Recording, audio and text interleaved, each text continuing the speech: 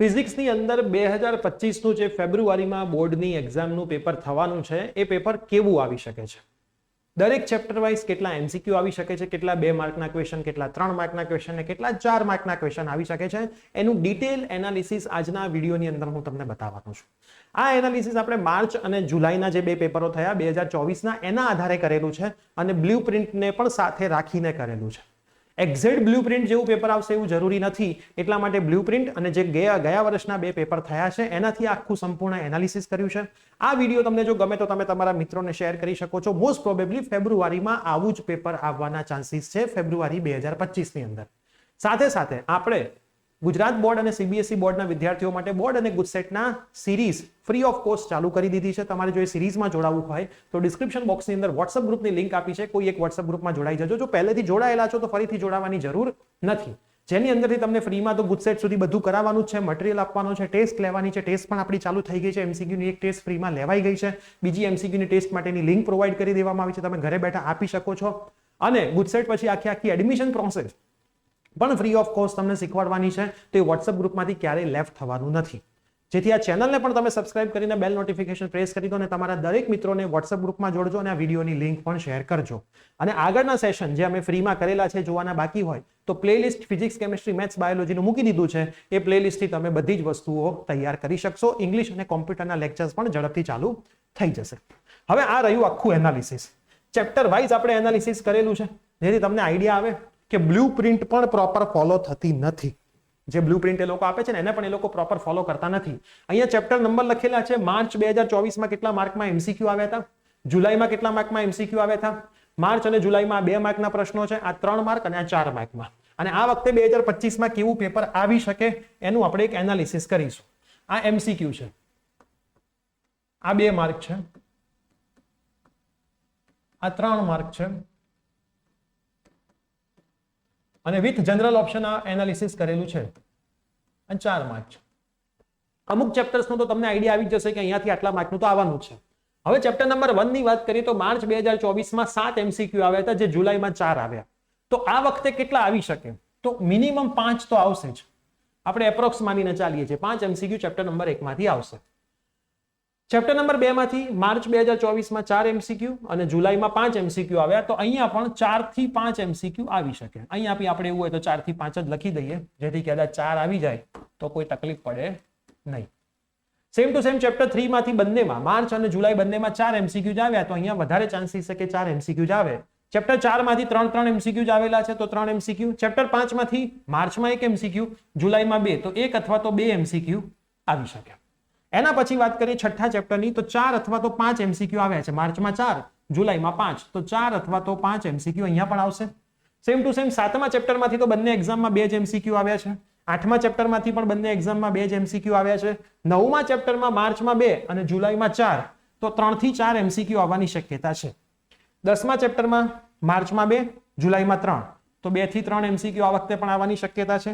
11મા ચેપ્ટરમાંથી બંને પરીક્ષામાં 5 આવ્યા છે તો આ વખતે પણ 5 આવવાની શક્યતા છે. 12મા ચેપ્ટરમાંથી માર્ચમાં 4, જુલાઈમાં 4, તો 3 અથવા તો 4 એમસીક્યુ આવવાની શક્યતા છે. 13મા ચેપ્ટરમાં માર્ચમાં 5, જુલાઈમાં 4, તો 4 અથવા 5 એમસીક્યુ આ વખતની એક્ઝામમાં આવવાની શક્યતા છે. અને 14મા ચેપ્ટરમાં 5 અથવા તો 4, તો 4 થી 5 એમસીક્યુ આવવાની શક્યતા છે. તો તમે જોઈ શકો છો કે અમુક ચેપ્ટરમાં એમસીક્યુ નું વેટેજ જે છે મોસ્ટ પ્રોબેબલી સેમ જેવું જ રહે છે. જો અહીંયા 4 5 4 5 4 5 3 1 2, જ્યારે અહીંયા 1 પૂછાયો હોય તો અહીંયા ક્યારે 5 ના આવે. સેમ ટુ સેમ અહીંયા 2 છે તો અહીંયા કોઈ દિવસ 5 નહીં થયા હોય. તો મોસ્ટ પ્રોબેબલી નજીકતમ એમસીક્યુ બંને પરીક્ષાઓમાં આવ્યા છે. તો આ વખતે પણ એવા જ ચાન્સીસ છે કે આ રીતના પેપરમાં આવી શકે. હવે આપણે વાત કરીએ 2 માર્કના પ્રશ્નોની. 2 માર્કના પ્રશ્નોમાં પહેલા ચેપ્ટરમાં માર્ચમાં 2 પ્રશ્નો આવ્યા એટલે અહીંયા 4 માર્ક લખ્યા હતા. આ માર્ક લખેલા છો મિત્રો, આ માર્ક છે. ક્વેશ્ચન ના ગણતા આ બી માર્ક છે. સેમ ટુ સેમ અહીંયા પણ માર્ક છે, આ પણ માર્ક છે, અહીંયા પણ માર્ક, અહીંયા પણ માર્ક. આપણે માર્ક લખેલા છે. ઠીક છે. તો જો અહીંયા 4 માર્ક છે એટલે 2 પ્રશ્નો આવ્યા, પણ અહીંયા એક જ પ્રશ્ન આવ્યો એટલે 2 માર્ક છે. તો આ વખતે પણ એક ક્વેશ્ચન એટલે કે 2 માર્કનું પેપરમાં આવી શકે છે. એક ક્વેશ્ચન આવવાના ચાન્સીસ છે મિનિમમ પહેલા ચેપ્ટરમાંથી. બીજા ચેપ્ટરમાંથી 2 માર્કનું જ આવ્યું, મતલબ એક ક્વેશ્ચન જ આવ્યો છે તો આ વખતે પણ એક ક્વેશ્ચન આવશે. ત્રીજા ચેપ્ટરમાં માર્ચમાં કોઈ પ્રશ્ન ના આવ્યો, જુલાઈમાં એક પ્રશ્ન આવ્યો 2 માર્કનો, તો આ વખતે ચાન્સીસ છે કે ભાઈ 2 માર્કનો એક પ્રશ્ન આવી શકે. સેમ ટુ સેમ ચોથા ચેપ્ટરમાં બી માર્ચમાં ના આવ્યો પણ જુલાઈમાં આવ્યો તો 2 માર્કનું અહીંયા આવી શકે, પણ આ બધું ટેન્ટેટિવ, આવે ખરું ના આવે, કશું કહી શકાય નહીં. પાંચમા છઠ્ઠા ચેપ્ટરમાંથી ને સાતમા ચેપ્ટરમાંથી બંને પરીક્ષામાં એક પ્રશ્ન 2 માર્કનો આવ્યો તો આ 100% આવવાના ચાન્સીસ છે જ. એક પ્રશ્ન 2 માર્કનો એક પ્રશ્ન આવશે, કેમ કે જો બંનેમાં તમને દેખાય છે, અહીંયા બી બંનેમાં એક પ્રશ્ન તો દેખાય, મતલબ પહેલું ચેપ્ટર, બીજું ચેપ્ટર, પાંચમું, છઠ્ઠું, સાતમું એમાંથી 2 માર્કનો પ્રશ્ન એક આવે ને આવે છે. હવે આઠમા ચેપ્ટરમાંથી કશું નતું આવ્યું તો આ વખતે પણ ચાન્સીસ ઓછા. નવમા ચેપ્ટરમાંથી જો 1-2 માર્કનો પ્રશ્ન હતો તો આ વખતે ચાન્સીસ છે. 10મા ચેપ્ટરમાંથી કશું કહી શકાય નહીં, કેમ કે માર્ચમાં હતો, જુલાઈમાં નહોતો, તો આપણે આની પર ગોળ કરી દઈએ. 11, 12, 13, 14 એવા ચેપ્ટર છે કે જેમાં માર્ચમાં 2 માર્કનો પ્રશ્ન આવ્યો, જુલાઈમાં આવ્યો, તો અહીંયા પણ ચાન્સીસ એવા છે કે 2 માર્કનો પ્રશ્ન આવે ને આવે. અને 2 માર્કનો પ્રશ્ન આવશે ને તો એક પ્રશ્ન તો આવવો જોઈએ. રીઝન શું છે કે 12 પ્રશ્નો પૂછાય છે, આપણી પાસે 14 ચેપ્ટર છે, તો 2 ચેપ્ટર એવા જતા રહે કે જેમાંથી પ્રશ્ન ના આવે, બાકી બધામાંથી 2 માર્કનો પ્રશ્ન તો આવે જ. તો એનો મતલબ કે 2 માર્કના પ્રશ્ન આવવાના ચાન્સીસ મેક્સિમમ દરેક ચેપ્ટરમાંથી છે. બરાબર, તમે આમાં જોશો તો 1, 2, 3 જગ્યાએથી ના આવ્યો. આવું કેમ થયું? કેમ કે અહીંયા ટીચરે 2 પ્રશ્ન પૂછી નાખ્યા. જો અહીંયા 2 ના પૂછ્યા હોત, 1 જ પૂછ્યો તો ક્યાંક હજી 2 માર્કનો પ્રશ્ન એડ થઈ જાય. એ વસ્તુ ટીચરે જુલાઈના પેપરમાં ફોલો કરી. જુલાઈમાં તમે જો 2 જગ્યાએથી પ્રશ્ન નથી આવ્યો, બાકી બધા ચેપ્ટરમાંથી એક પ્રશ્ન આવ્યો છે. તો 2 માર્કના પ્રશ્નો દરેક ચેપ્ટરમાંથી આવશે, કોઈ 2 ચેપ્ટરમાંથી ખાલી નહીં આવે. અને આ ચેપ્ટરમાંથી તો કરીને જ જજો, પહેલું, બીજું, પાંચમું, છઠ્ઠું, સાતમું, નવમું, 10, 11, 12, 13, 14, જેમાં માર્ચ અને જુલાઈમાં બંનેમાં પ્રશ્નો છે, એમાં આમાં તો પ્રશ્ન આવશે ને આવશે જ. હવે 3 માર્કના પ્રશ્નની વાત કરીએ તો પહેલા ચેપ્ટરમાંથી માર્ચમાં કોઈ પ્રશ્ન ના આવ્યો પણ જુલાઈમાં આવ્યો તો અહીંયા ચાન્સીસ ખરા, પણ કહી ના શકાય. બીજા ચેપ્ટરમાં બંનેમાંથી એક પ્રશ્ન આવ્યો તો આવશે જ, ત્રીજામાંથી આવ્યો આવશે જ, ચોથામાંથી આવ્યો આવશે જ, પાંચમામાંથી કશું આવ્યું નહીં. છઠ્ઠામાંથી માર્ચમાં આવ્યો પણ જુલાઈમાં ના આવ્યો તો ચાન્સીસ ઓછા. સાતમામાંથી બંનેમાં આવ્યો તો ચાન્સીસ ખરા. બરાબર, સાતમામાંથી બંનેમાં આવ્યો તો ચાન્સીસ ખરા. આઠમામાંથી તો ફરીથી કશું ના આવ્યું. નવમામાં બંનેમાંથી આવ્યો, ચાન્સીસ 100%. 10મામાં પણ બંનેમાંથી આવ્યો, ચાન્સીસ 100%. હવે તમે જો 11, 12, 13, 14માં નાટક કર્યા.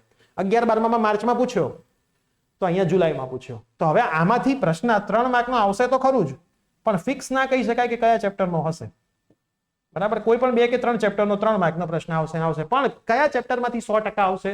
તો કે બીજું, ત્રીજું, ચોથું, સાતમું, નવમું અને 10મું, એમાંથી તો 3 માર્કનો પ્રશ્ન 100% આવશે ને આવશે, કેમ કે એના વેટેજ થોડા વધારે છે.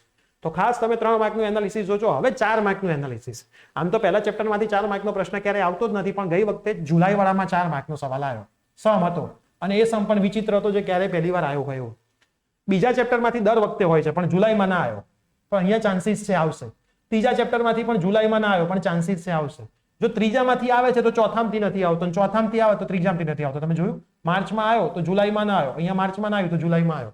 તો આ 2 ક્વેશ્ચન એવા થશે કે ગમે તે એક ચેપ્ટરમાંથી આવશે, એકમાંથી નહીં આવે. બરાબર, હવે 7મું ચેપ્ટર એક એવું છે કે જેમાંથી 4 માર્કનો પ્રશ્ન આવે, મોસ્ટ પ્રોબેબલી દાખલો જ આવે છે. પછી 9મું ચેપ્ટર એક એવું છે કે જેમાંથી 4 માર્કનો પ્રશ્ન આવે છે. બરાબર, અહીંયાથી 4 માર્કનો પ્રશ્ન આવે, અહીંયાથી 4 માર્કનો આવે. 10મા ચેપ્ટરમાંથી ગયા વર્ષે એકમાં આવ્યો ને એકમાં ના આવ્યો તો શક્યતાઓ કહી શકાય નહીં. એના પછી 13મા ચેપ્ટરમાંથી 4 માર્કનો પ્રશ્ન આવે.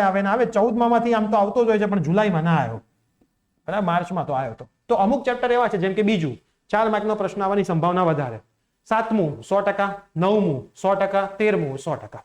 તો આ એનાલિસિસ પરથી તમને એટલું તો આઈડિયા આવે કે કયા ચેપ્ટરમાંથી શું ના કરવું ને કયું ચેપ્ટર છોડવું. હવે ઘણા લોકો કહેતા હોય સાહેબ મારે કયું છોડવું જોઈએ? જો 8મું ચેપ્ટર તમે છોડી શકો, સાવ 2 MCQ આયા હતા, સાવ સહેલા હોય છે, ઇક્વેશન કરી નાખો, આપણે MCQ કરી દો એટલે કામ થઈ જાય.